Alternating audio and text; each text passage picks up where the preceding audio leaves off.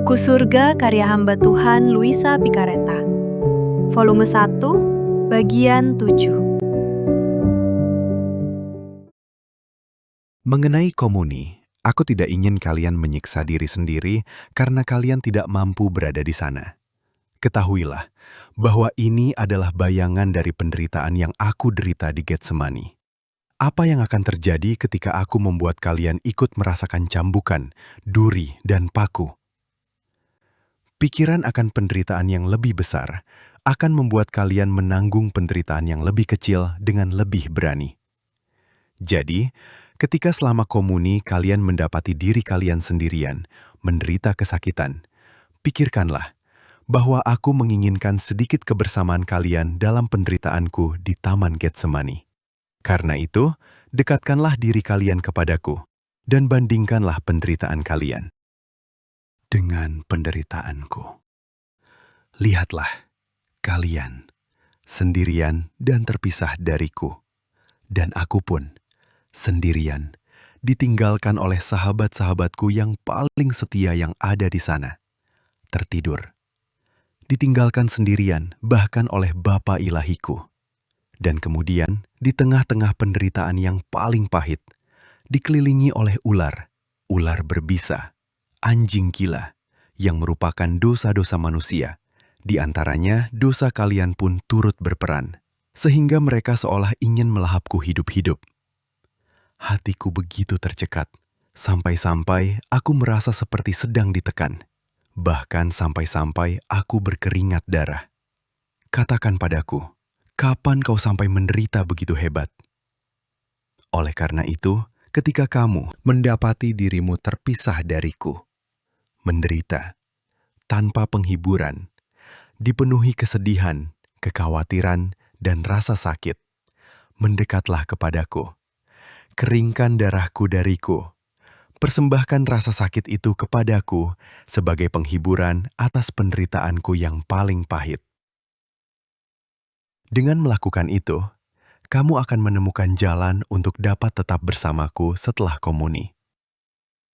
Bukan berarti kamu tidak akan menderita, karena rasa sakit yang paling pahit yang dapat kuberikan kepada jiwa-jiwa yang kukasihi adalah memisahkan mereka dariku. Tetapi dengan berpikir bahwa melalui penderitaanmu, kamu memberikan penghiburan kepadaku, kamu juga akan merasa puas. Mengenai kunjungan dan tindakan penebusan dosa, ketahuilah bahwa segala sesuatu yang aku lakukan selama 33 tahun, sejak aku lahir hingga aku wafat, aku lanjutkan dalam sakramen altar.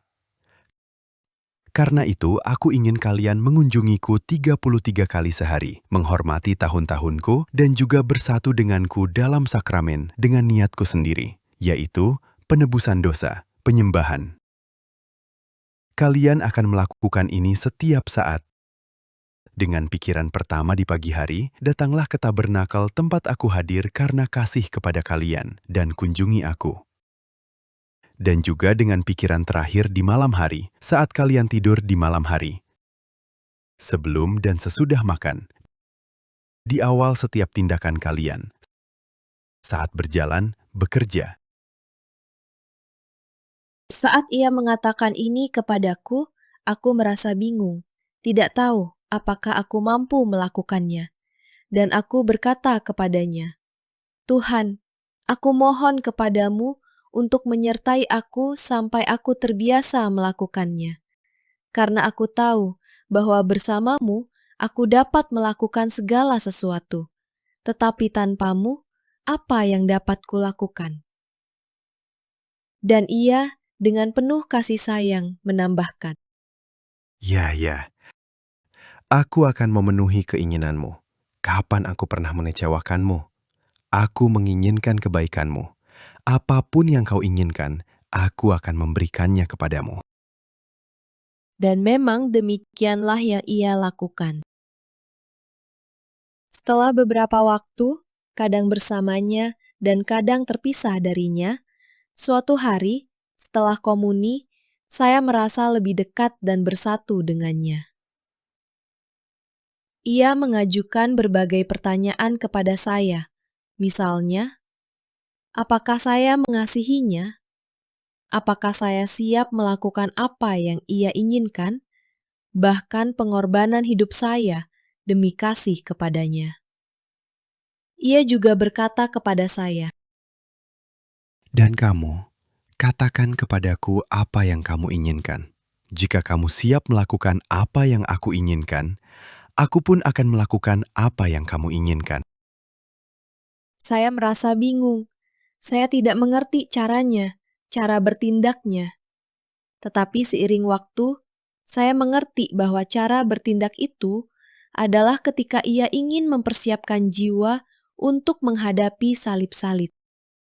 Baru dan berat, ia tahu bagaimana menarik jiwa begitu dekat kepadanya dengan strategi-strategi itu, sehingga jiwa tidak berani menentang apa yang ia inginkan. Maka saya berkata kepadanya, "Ya, saya mengasihimu, tetapi engkau sendiri yang mengatakan kepada saya, dapatkah saya menemukan sesuatu yang lebih indah, lebih suci, lebih layak dikasihi daripada engkau? Lalu, mengapa engkau bertanya, apakah aku siap melakukan apa yang engkau kehendaki, padahal sudah begitu lama sejak aku menyerahkan kehendakku kepadamu, dan aku telah memohon kepadamu agar engkau tidak mengampuniku, bahkan jika engkau mencabik-cabikku, selama aku dapat menyenangkanmu. Aku menyerahkan diriku sepenuhnya kepadamu. Ya pasangan kudus, bebaskanlah dirimu, lakukanlah apapun yang engkau kehendaki padaku, tetapi berikanlah aku rahmatmu. Karena dengan diriku sendiri, aku bukanlah apa-apa dan tidak dapat berbuat apa-apa. Dan dia mengulangi pertanyaan itu kepadaku. Apakah kamu benar-benar siap untuk apapun yang aku inginkan?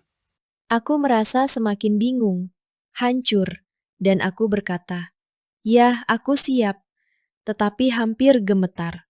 Dan dia, dengan penuh belas kasihan kepadaku, melanjutkan perkataannya. Jangan takut, aku akan menjadi kekuatanmu. Bukan kamu yang akan menderita, tetapi aku sendiri yang akan menderita dan berjuang di dalam dirimu. Lihatlah, aku ingin menyucikan jiwamu dari setiap noda terkecil yang mungkin menghalangi kasihku di dalam dirimu. Aku ingin menguji kesetiaanmu.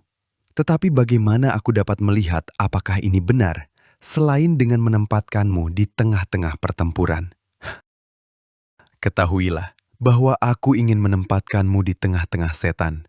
Aku akan memberi mereka kebebasan untuk menyiksa dan menggoda kamu, sehingga setelah kamu melawan kebajikan dengan kejahatan yang berlawanan, kamu mungkin sudah memiliki kebajikan-kebajikan yang kamu pikir sedang kamu hilangkan.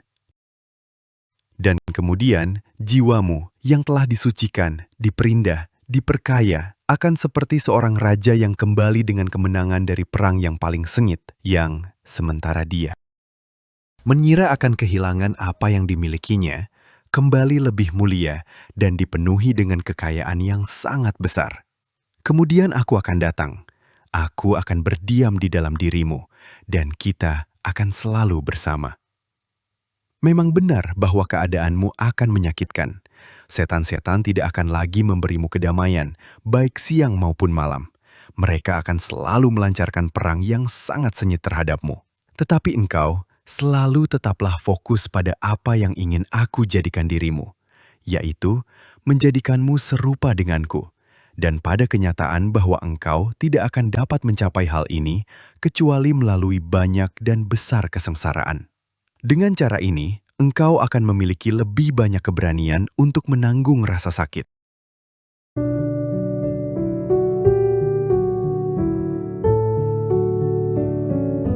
Bersambung ke volume 1, bagian 8.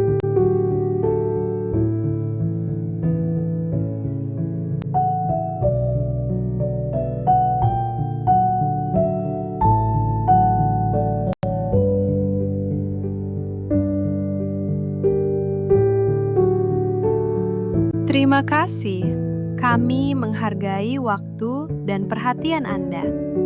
Sampai bertemu di video selanjutnya.